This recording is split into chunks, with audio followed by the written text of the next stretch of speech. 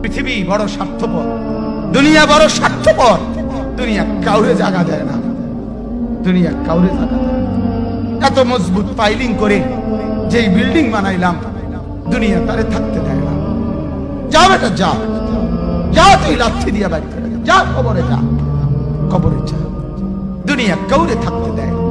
দুনিয়া কত ক্ষমতা ধরকে মাটির নিচে ফেলায় দিছে, দুনিয়া কত সম্পদ আলাকে মাটির নিচে ফেলে দিছে, দুনিয়া কত সুন্দরী নারীকে মাটির নিচে ফেলায় দিছে, মাটির সাথে রেজা রেজা করে ফেলছে। আজ আর চেহারা নাই, আজ আর রূপ নাই, আজ আর যৌবন নাই, আজ আর ক্ষমতা নাই।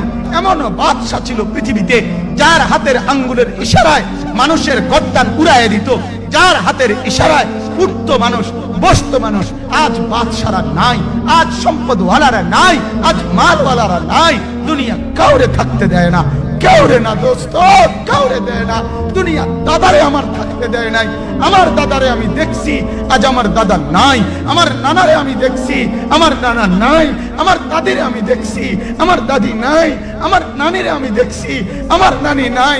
আমার বাবারে আমি দেখছি, 14 লক্ষ টাকা বাবার পেনশনের আমি সব ডাক্তারের পিছনে খরচ করে ফেলছি, বাড়ির ফসলের জমি বিক্রি করে ফেলছি। আমার বাপ যেন না মরে বারবার বারে হসপিটালে নিছি, কিন্তু দুনিয়া আমার বাপকে থাকতে দেয় নাই। আমার বাপ কবরে চলে গেছে। দুনিয়া কাউরে থাকতে দেয় না, কাউরে না, কাউরে না, কাউরে না, কাউরে না। আমার বাপ দুনিয়া কাউরে থাকতে দেয় না। তুমি থাকবা না, তুমি থাকবা না। দুনিয়ার ধোকায় পড়ো না বাপ, দুনিয়ার ধোকায় পড়ো না। মাকে বুঝান, আজ মারা বেসামাল হয়ে গেছে, আজ বোনেরা বেসামাল হয়ে গেছে, বেপরদার উৎসব তুলে দিছে। এটা যেন আল্লাহর সাথে যুদ্ধ করছে। আল্লাহ করোনা না, তুমি আরো কিছু দাও, আমরা বেপরদিকে ছাড়বো না।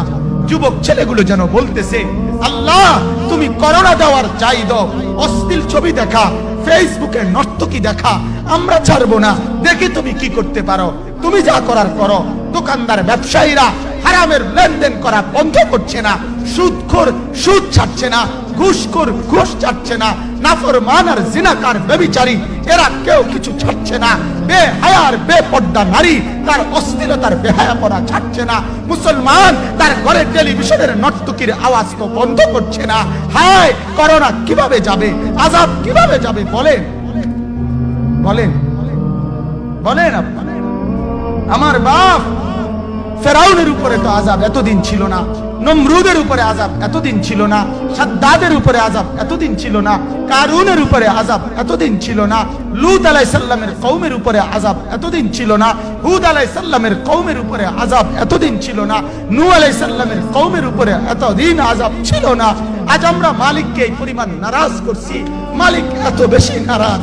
আজ 1 বছর হয়ে গেছে, 1 বছরের চাইতে বেশি হয়ে গেছে, কই করোনার মহামারীর আযাব তো যাচ্ছে না, গেছে গা বলে।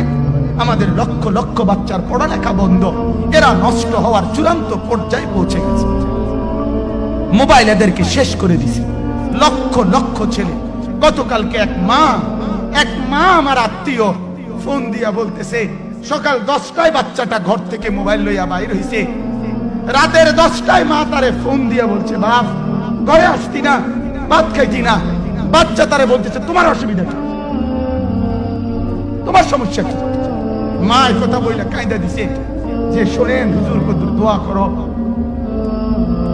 এক বাচ্চা, এক ছেলে, সে যদি তার মাকে কথা বলতে পারে, তার মানে গুনাহ তারে এত মজা দিয়া দিছে, ফেসবুক তারে এত মজা দিয়া দিছে, ইউটিউব তারে এত মজা দিয়া দিছে, নর্তকী তারে এত মজা দিয়া দিছে, গুনার দৃশ্য তারে এত মজা দিয়া দিছে, সে মাকে ধমক দিচ্ছে। রাত 10টা বাজলে কি হইছে, রাতের 3টা পর্যন্ত দেখলে তোমার সমস্যা কি?